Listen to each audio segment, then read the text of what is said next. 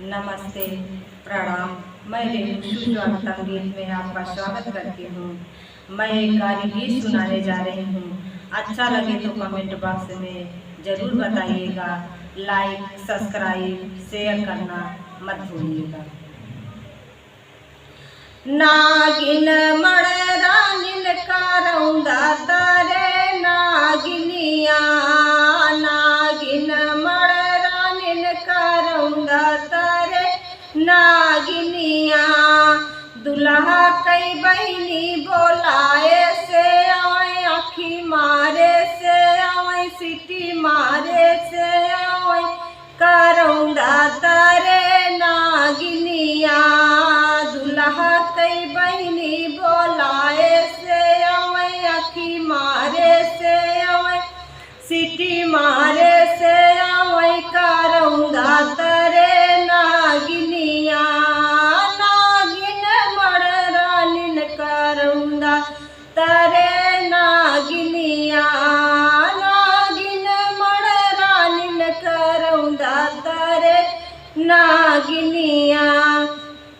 समधी कई बहिनी बोलाए से आवे, आखी मारे से आवे, सीटी मारे से आवे, करौंदा तारे नागिनिया।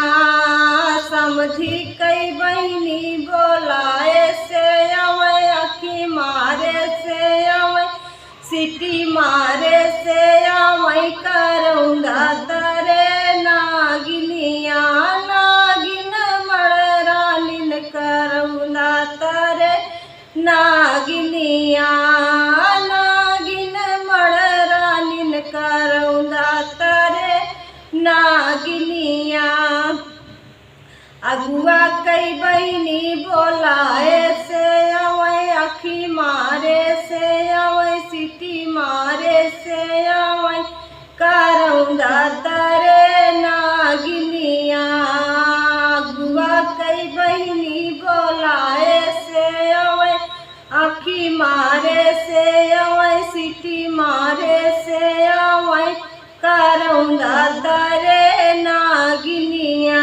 नागिन मड़रानिन करौंदा तारे नागिनिया, नागिन मड़रानिन करौंदा तारे नागिनिया।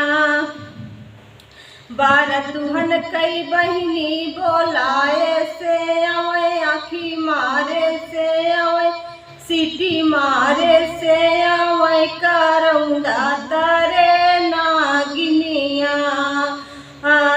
बारतुहन कई बहिनी बोलाए से आवे, आखी मारे से आवे, सीटी मारे से आवे, करौंदा तारे नागिनिया।